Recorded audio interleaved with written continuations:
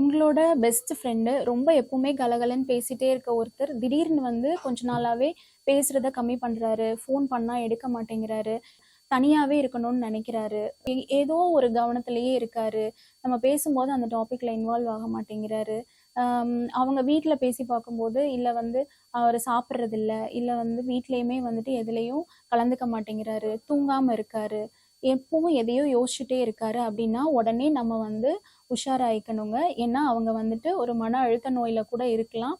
Suppose இந்த மாதிரி இருக்கிறவங்க, நல்லா எல்லா ஆக்டிவிட்டீஸும் பண்ணிட்டு இருக்கிறவங்க, திடீர்னு அமைதியாகுறாங்க. இல்ல கூட இருக்கிற எல்லாருக்கும் வந்துட்டு ரொம்ப ஹெல்ப் பண்றாங்க அப்படின்னா, அவங்களோட மனசுல தாழ்வான எண்ணங்கள் வர்றதுக்கு வாய்ப்பு இருக்கு. அதாவது என்னன்னா, தற்கொலை எண்ணங்கள் வர்றதுக்கு வாய்ப்பு இருக்கு. ஸோ வந்து இந்த சூசைடுங்கிறது வந்து நம்ம சாதாரணமா எடுத்துக்க கூடாது. அது ரொம்ப ஹாப்பியா இருக்கிறவங்க கிட்ட தான் வந்துட்டு அது ஹாப்பியா இருக்கிறவங்க தான் வந்து திடீர்னு இந்த சூசைடல் இன்டென்ஷன் வந்துட்டு ஜாஸ்தியாகி திடீர்னு வந்துட்டு சூசைட் பண்றதுக்கு வாய்ப்பு அதிகமா இருக்கு. ஸோ வந்து ரொம்ப ஹாப்பியா இருக்காங்க அப்படின்னு நினைக்க வேண்டாம். நார்மலா இருந்துட்டு இருக்கிறவங்க ரொம்ப திடீர்னு அளவுக்கு அதிகமா சந்தோஷப்படுறாங்க.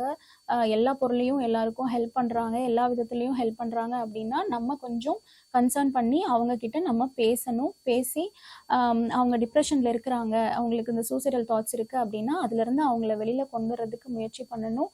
பக்கத்துல வந்துட்டு ஒரு சைக்கியாட்ரிஸ்ட் கிட்டயோ, டாக்டர்ஸ் கிட்டயோ கூட்டிட்டு போய் அவங்கள அதுலேருந்து வெளில கொண்டு வரதுக்கு முயற்சி பண்ணணும்.